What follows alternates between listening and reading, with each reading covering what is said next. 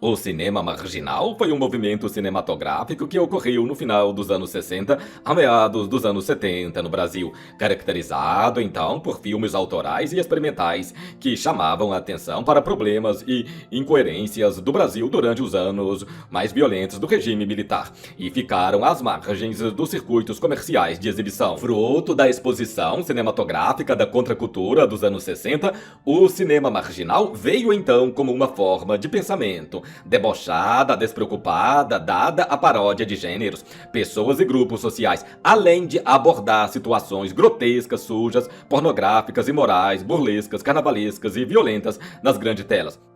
Ao contrário do que algumas análises apontam, o cinema marginal não foi propositalmente uma resposta ao cinema novo, mas o aproveitamento de uma ocasião e a defesa de uma ideia por cineastas que não pensavam através da estética da fome ou da estética da violência. Para os diretores do cinema marginal, a estética, em qualquer tipo de apuro, não era exatamente uma preocupação. O movimento, conhecido como cinema marginal ou underground, ficou também conhecido como cinema boca do lixo, porque a maioria dos filmes foram produzidos em São Paulo, no bairro Luz, um lugar onde na época ficava próximo à estação de trem. Assim possibilitava receber e enviar material para todo o Brasil. E neste lugar também se concentrava muitos mendigos, prostitutas, daí o nome Boca do Lixo. Um exemplo mais conhecido desse grupo de jovens diretores foi José Mojica Marins, cujo personagem Zé do Caixão se tornou irônico, especialmente no estado de São Paulo. Nasce nesse momento um movimento cinematográfico antagônico, o cinema marginal. Movimento de contracultura, o cinema marginal, ao contrário do novo, era combativo e ignorava a censura militar. Narrativamente, os marginais apresentavam um descontentamento com o realismo, característica do cinema novo, tendo como influência Godard, Samuel Fuller, Kubrick, Orson Welles e Robert Drick. Embora todos progressistas, suas maiores preocupações foram desde o princípio a subversão da linguagem cinematográfica em detrimento do ativismo político. Se o cinema novo atuava com crítica direta, os marginais se utilizavam da técnica para demonstrar uma decadência da vida cotidiana burguesa e acusar de maneira irônica e sarcástica os instrumentos de poder. O cinema marginal conseguiu transmitir com honestidade o brasileiro de uma maneira que o cinema novo jamais conseguira.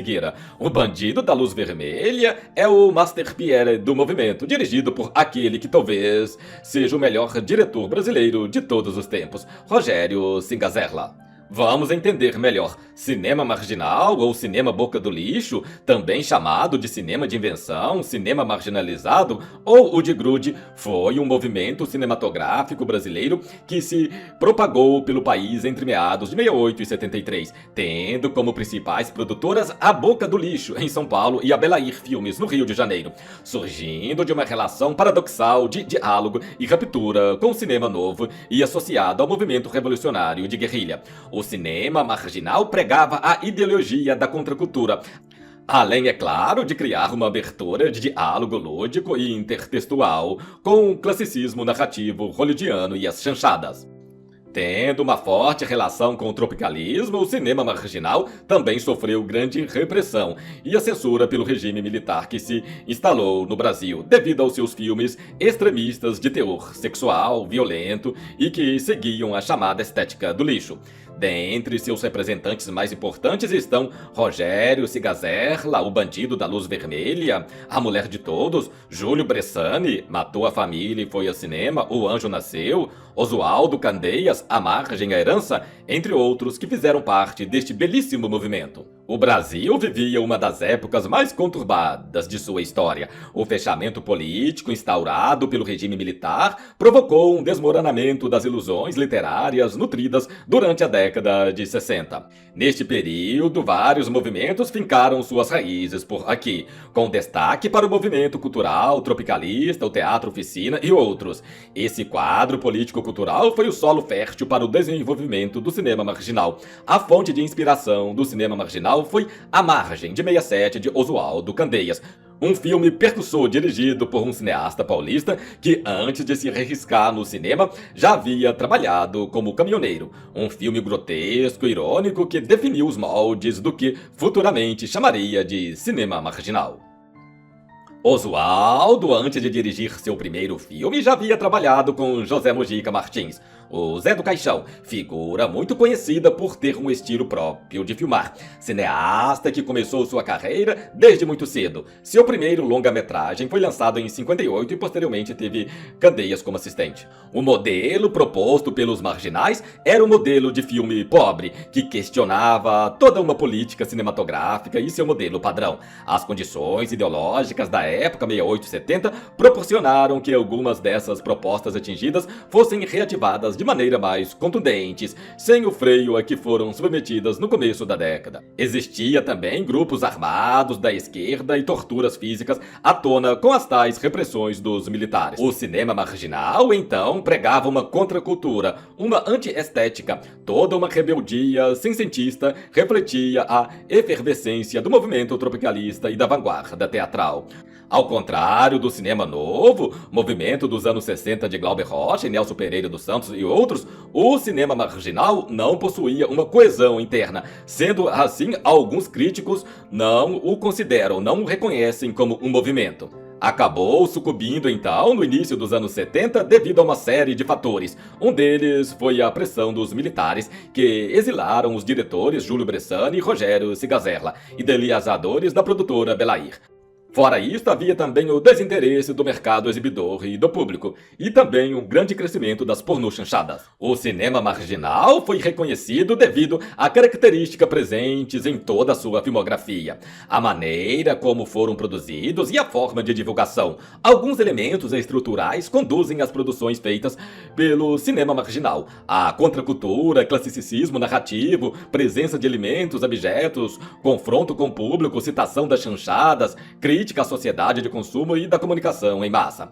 Além disso, houve uma abertura para elementos presentes nos filmes hollywoods.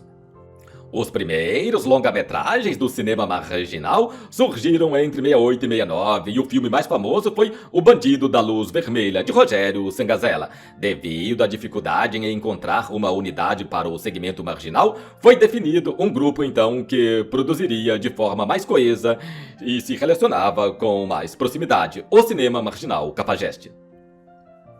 Produzido com pouco dinheiro e filmado de forma rápida, este segmento também utilizava-se do erotismo e conseguia boa distribuição e público. Os diretores principais do marginal cafajeste são, entre suas obras, muitas feitas em conjunto, destacam-se As Libertinas, de 69, de Riechbach, Lima e Calegaro, e Audácia, Fúria dos Desejos, de 1970, de Richard e Lima. Bem próximo a este grupo localiza-se também A Mulher de Todos, feito por Sangazerla, em 69. Produzido com pouco dinheiro e filmado de forma rápida, este segmento utilizava-se também do erotismo e conseguia boa distribuição e público. Mais distante do esquema de produção do cinema marginal cafajeste, encontra-se Andréa Tonassi com seu filme Bang Bang e Oswaldo Candeias, com A Margem, de 67. Apesar deste último não ter uma boa relação direta com o grupo, a obra é citada como filme referência do cinema marginal. O fim do movimento se deu de forma compulsiva em meados dos anos 70. A tensão obrigou uma boa parte dos cineastas a emigrar em direção à Europa. Outro fator importante foi o retorno de Nivelle ao Brasil e logo sua reestreia nos cinemas brasileiros rompeu com a marginalidade e atingiu em cheio o mercado exibidor com A Dama da Lotação. Embora muitos críticos consideram A Dama da Lotação um filme onde mistura cinema marginal e pornô chanchada. A Dama da Lotação foi a quinta maior bilheteria da história do cinema nacional, quase 7 milhões de espectadores no filme, que tem como atriz principal Sônia Braga. É importante ressaltar que o cinema marginal, diferindo do cinema old grude americano, o qual é frequentemente associado, não queria ficar à margem dos circuitos exibidores, mas sim foi um cinema marginalizado pelos circuitos e pela censura, com várias exceções, entre essas O Bandido da Luz Vermelha. O cinema marginal foi muito mais do que um movimento, foi um divisor de águas no cinema brasileiro. Existe o cinema antes e depois do cinema marginal. Acontece que na década de 60 as pornochanchadas invadiram o Brasil e assim o cinema marginal se viu obrigado a também colocar cenas explícitas de sexo em seus filmes, em busca, é claro, de bilheterias e também de capital, já que eles mesmos que produziam seus filmes. E assim, muitos cineastas acabaram aderindo ao movimento pornô-chanchadas. E assim, o cinema marginal começou a incluir cenas de sexos explícitos em seus filmes. Este movimento tinha tudo para se consolidar até os dias de hoje, mas infelizmente eles foram obrigados a seguir por outros rumos, e assim, em meados da década de 70, o cinema marginal se foi. No entanto, este movimento mudou para sempre o nosso cinema. Sua contribuição foi muito grande.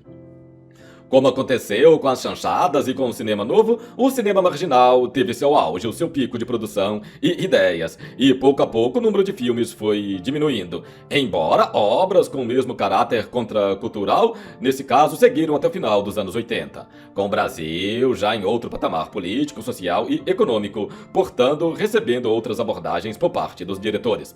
A queda do regime militar em 85 foi um ponto definitivo para o enfraquecimento dessa toada narrativa e estética, uma vez que a ideia de afrontar o regime já não existia mais. Considerando abordagens mais expansivas, algumas classificações estendem exemplares do cinema marginal até 1989. Sendo assim, o cinema marginal começou no final da década de 60 e estendeu pela década de 70, sendo que na década de 80 ele ainda prevaleceu em muitos cinemas no Brasil. O cinema marginal mudou para sempre a produção de filmes em nosso país. Sua contribuição foi enorme. Este foi o vídeo de hoje. Obrigado pela companhia. Até o próximo. Eu voltarei.